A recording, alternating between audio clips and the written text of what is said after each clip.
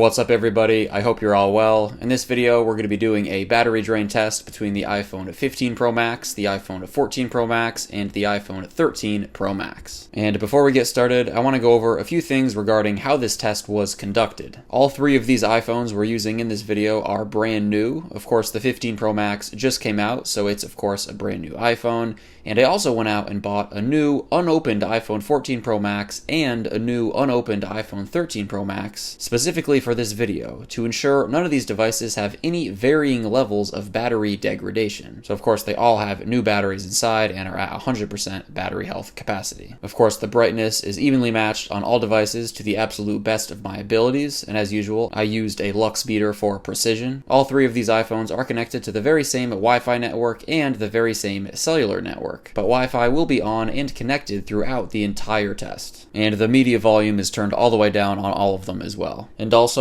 all three of these devices do have displays that can go all the way up to 120 Hz, and we are going to be leaving that capability turned on for this test, as this is the way these devices are configured straight out of the box, and as a result, that's how 99% of the people using these phones are going to leave it. Also, True Tone, Night Shift, and Auto Brightness are disabled on all three of these devices, and they're also all running the latest version of iOS 17 as of recording this video. And before we get into the test, I just want to take a moment and thank PowerPeak for sponsoring this video. PowerPeak offers just about everything you need to keep your iPhone and your other gadgets charged up. Whether you're on the go with the ultra-compact portable fast charger or at home with the dual-port 35-watt USB-C fast wall charger and their fast charge 3-in-1 wireless charging station. The ultra-compact portable charger is capable of recharging a max-sized iPhone model twice in just a single charge of the portable charger, so you never have to worry about your iPhone dying throughout your day. It features one USB-C port and two USB-A ports for versatility,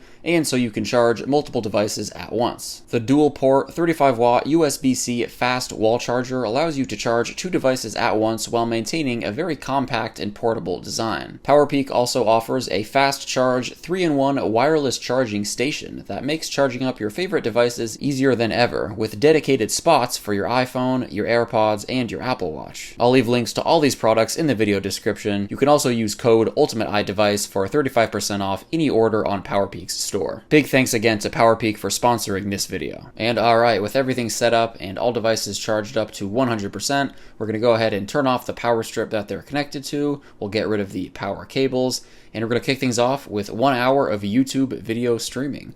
So we're going to stream the very same YouTube video at 1080p quality, full screen on all devices for an hour. And checking in after a full hour of YouTube video streaming, you can see here all devices holding very strong. Now the 15 Pro Max did lose 1% here because it did buffer for a few minutes just on the Wi-Fi when streaming that video, which is the only reason that it lost 1 more percent point than the others. I can say that confidently because this result is not reflected throughout the remainder of the test. That was just one of those random variables that, can occur in tests like this that you can't always account for. But anyways, we've moved on to 1 hour of web browsing. For the first 30 minutes, we're going to be loading web pages and scrolling through web pages on apple.com. And for the second 30 minutes, we're going to be loading web pages and scrolling through web pages on theverge.com. And checking in after that, as you can see, very even result here with all devices losing 5%.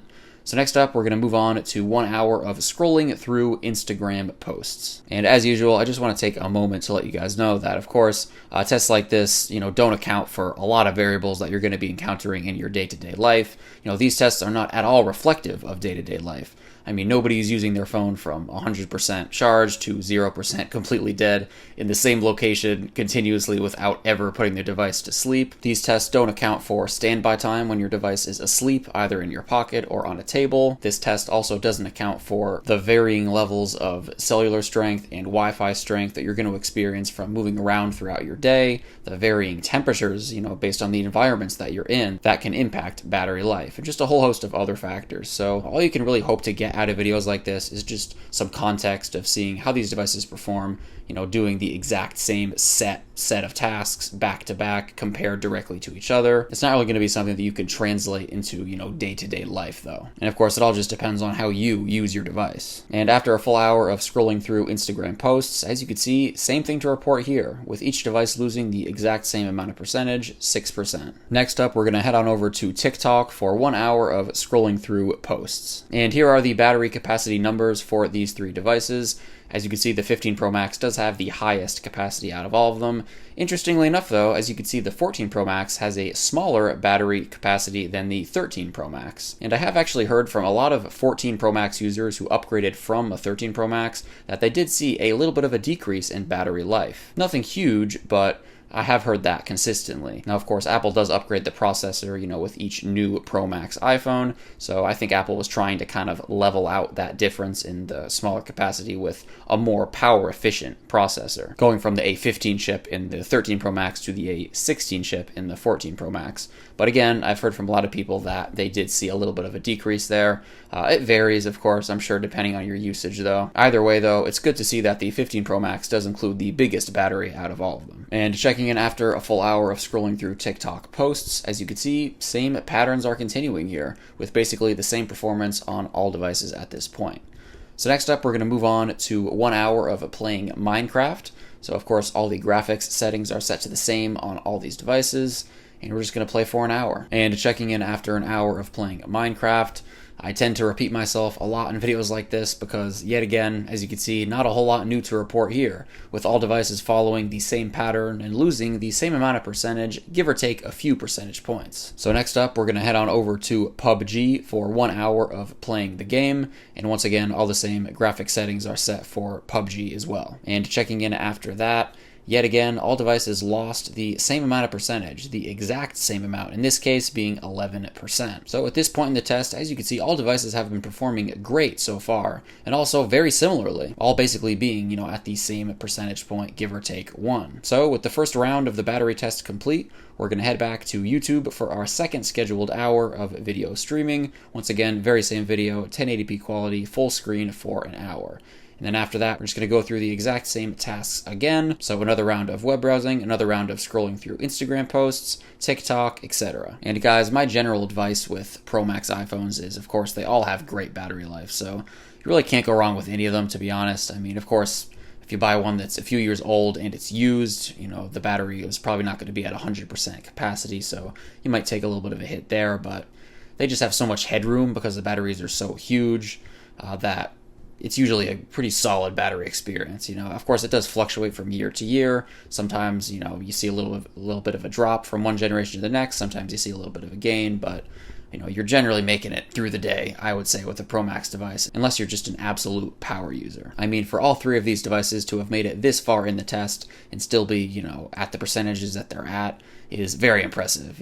This far outlasts, standard-sized devices. And throughout the second round of the test here, the 14 Pro Max does start to steadily slip apart a little bit from the 15 Pro Max and the 13 Pro Max, losing a bit more battery with each check-in. Nothing crazy, but it does start to steadily add up, after each round, just losing a little bit more than the 13 Pro Max and the 15 Pro Max. So this kind of, plays into what I was saying earlier, that the fact that it does have that smaller battery, that might be what's showing here a little bit. Meanwhile, the 13 Pro Max and the 15 Pro Max are actually pretty comparable throughout this, entire second round. And after entering the third round of the battery test, at 12 hours and 47 minutes into the test, the iPhone 14 Pro Max dies. And meanwhile, the 13 Pro Max and 15 Pro Max continue to perform very similarly, as you can see after that round of YouTube video streaming, losing the exact same amount, being 3%. And midway through our third round of web browsing, the 13 Pro Max dies at 13 hours and 47 minutes into the test, a whole hour after the 14 Pro Max died. And this is a bit surprising, considering in a previous test I did with these two devices,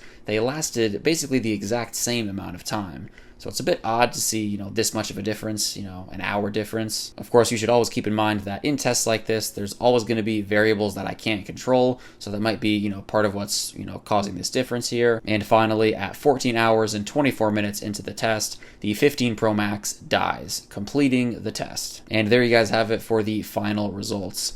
Absolutely incredible battery life on all three of these devices. I came away from this being very impressed. It's rare that devices last this long in this style of battery test. And once again, addressing that hour gap between the 13 Pro Max and the 14 Pro Max, I was a little bit surprised to see this, as again, in a previous test that I ran with these two devices about a year ago, they lasted almost the exact same amount. So it's a little bit odd that there's this big of a gap now, but there's always random variables in tests like this that I can't control. so that might be playing into it. But I'm curious to hear from you guys regarding this difference. If you've used a 13 Pro Max and a 14 Pro Max, let me know what your perception of the battery difference is in your day-to-day routine. And of course, it's great to see that the 15 Pro Max here is in the lead, and that it seems like Apple's improved things a little bit with the latest generation iPhone. And guys, that just about wraps it up for this video. Thank you so much for watching, and of course, as always, I'll catch you in the next one.